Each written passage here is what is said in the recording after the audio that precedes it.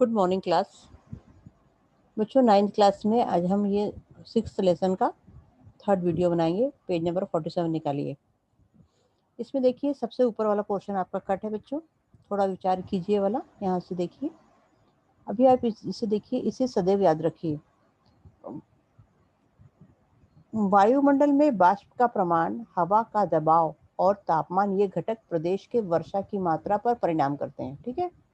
प्रदेश की भू रचना एवं अक्षवृत्तीय स्थान, इनका भी परिणाम वर्षा पर होता है। अब देखिए यहाँ पर एक वर्षा मापक यंत्र दिया हुआ है। इसमें ये मापन यंत्र है, यहाँ पे इसमें नंबर दिए हुए हैं, है ना। और ये यहाँ पर कुप्पी है, इसमें बोतल है, यहाँ पे 30 सेंटीमीटर का चबूतरा बना हुआ है। ठीक है। वर्षा मापन करने के लिए जिस उपकरण का उपयोग करते हैं उसे हम क्या कहते हैं? वर्षा मापक कहते हैं। ये हमने अभी आकृति में देखा। वर्षा मापन के लिए विशिष्ट व्यास की कुप्पी बैठाई जाती है। इस कुप्पी पर पड़ा हुआ वर्षा का पानी वर्षा मापक में लगाई हुई बोतल में इकट्ठा होता है। देखिए इस कुप्पी से पानी यहाँ पर आ रहा है बोतल में। इकट्ठे हुए जमे हुए पानी का मापन पात्र की सहायता से मापन किया जाता है। इसके जरिए हम उसे माप सकते हैं।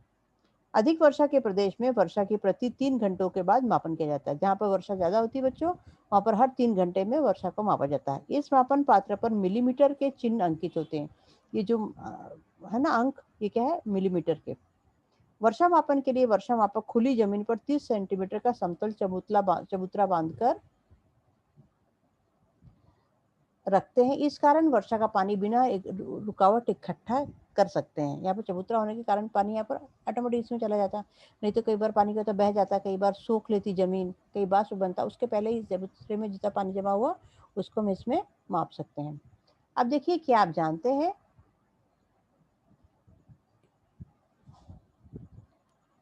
1 मिलीमीटर वर्षा अर्थात कितना पानी? भूमि पर होने वाले 1 मिलीमीटर वर्षा के पानी की परत को न बहने देते हुए, न जमीन में सोखने देते हुए, न उसका वाष्पीभवन होने देते हुए इकट्ठा किया जाए तो कितना पानी होगा? इसे निम्न उदाहरण से समझ लेंगे। जैसे ऋण 1 वर्ग किलोमीटर क्षेत्र पर अगर ऐसे ही 1 मिलीमीटर वर्षा हुई तो उससे 10 लाख लीटर पानी उपलब्ध होता है। ठीक है। और उसी प्रकार हिमवृष्टि का मापन कैसे करते हैं? हिमवृष्टि भी का वर्षा मापक की सहायता से मापी जा सकती है। उसके लिए हिमकणों से भरा बर्तन हिमकण पिघलने तक सावधानी से गर्म करते हैं। उससे प्राप्त पानी को मापन करना होता है। 120 मिलीमीटर की बर्फ की परत ये 10 मिलीमीटर वर्षा के समान होती है। बर्फ को एक बर्तन में जमा कर लेते हैं, उस पानी को गर्म करते हैं, फिर उसका मापन किया जाता है। कोहरा, ओस और तुषार तुहिन ये क्या है? ये देखिए भाई बच्चों, वायुमंडल में स्थित वाष्प का संघनीभवन अथवा घनीभवन जब भूपृष्ठ के समीप होता है तब कोहरा छाया हुआ ऐसा दिखता है। ओस अथवा तुषार देखने को भी मिलते हैं। भूपृष्ठ के समीप हवा की परतों का तापमान कम होता है। तापमान कम होने पर भूपृष्ठ समीप की हवा में स्थित वाष्प का संघनीभवन होता है। इस क्रिया में वाष्प का सूक्ष्म जल कणों में रूपांतर होकर ये जलकण वायुमंडल में तैरते हैं। इस तैरते हुए जलकण की हवा में स्थित घनत्व बढ़ने पर कोहरा तैयार होता है। भूपृष्ठ के वाष्पयुक्त हवा का संपर्क अतिशीत वस्तुओं से आने से हवा स्थित वाष्प का संघनीभवन होता है। वाष्प का सूक्ष्म जल बिंदु के रूपांतर में होता है। ऐसे जल बिंदु ठंडे वस्तुओं के पृष्ठभाग पर चिपकते हैं। इसे ही ओस बिंदु कहते हैं।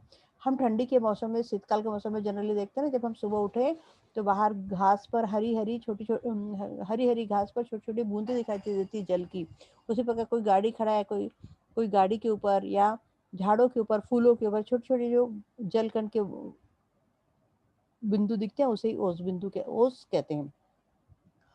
हवा का तापमान 0 डिग्री सेल्सियस से कम होने पर वस्तुओं के पृष्ठभाग पर चिपके हुए ओस बिंदु जम जाते हैं। और इस प्रकार के अगर अति ठंड हो, 0 डिग्री सेल्सियस से भी अगर कम तापमान हो, तब क्या होता है? वो जल के बिंदु जम जाते हैं। उससे क्या कहते हैं? हिम।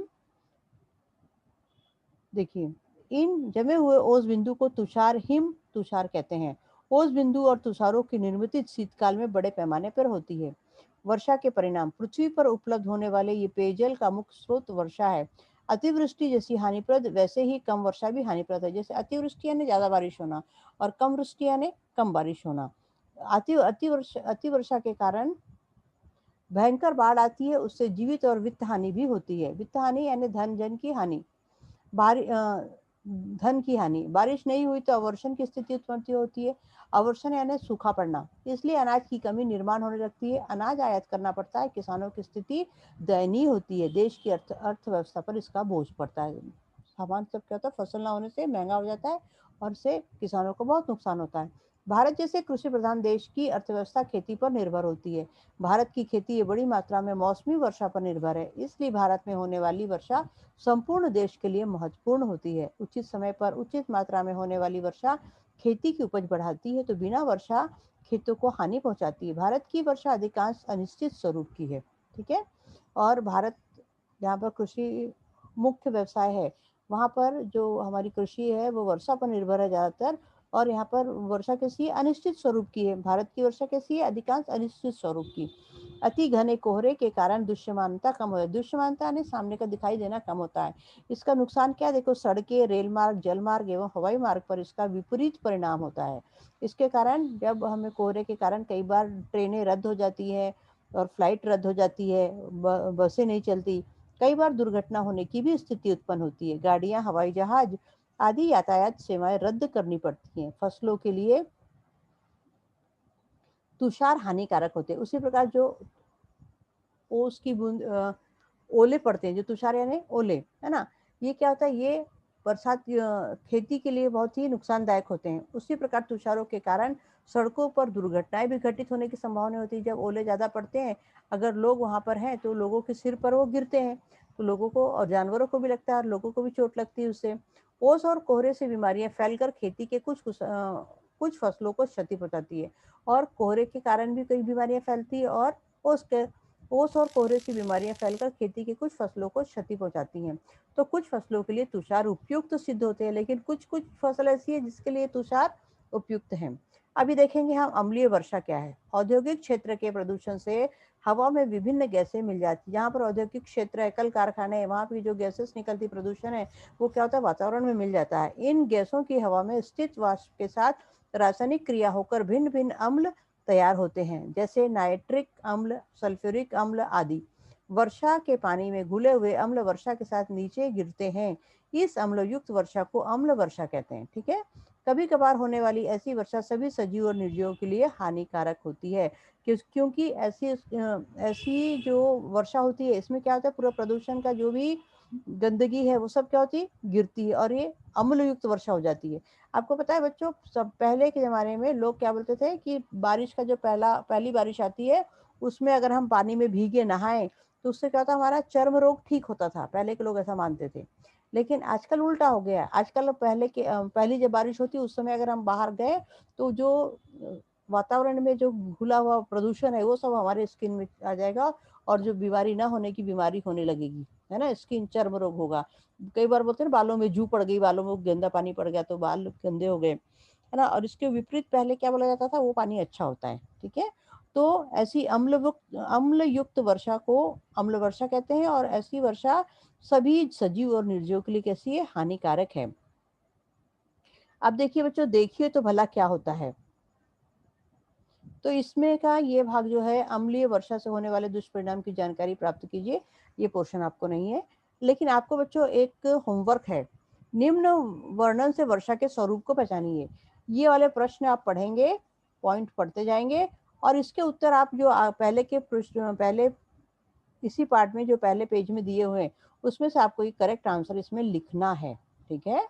और ये कौन सा निम्न चित्र देखिए और वर्षा का प्रकार पहचानिए। ऐसी वर्षा कौन से प्रदेश में होती है इसे लिखिए। इसको भी आप देखेंगे और ये वर्षा कौन सी और कौन से प्रदेश में होती है, इस पार्ट को अगर आप अच्छे से पढ़ेंगे तो आप इसका उत्तर दे पाएंगे और आपको ये होमवर्क आपको करना है। अब इसके बाद देखिए, ये भी है, ये भी जो भी आकृतियां हैं, ये आकृतियों के आपको पढ़ना है उस पोर्शन को अच्छे से कि कौन से वर्षा है और किस प्रदेश में होती है, ये वाला भी देखिए।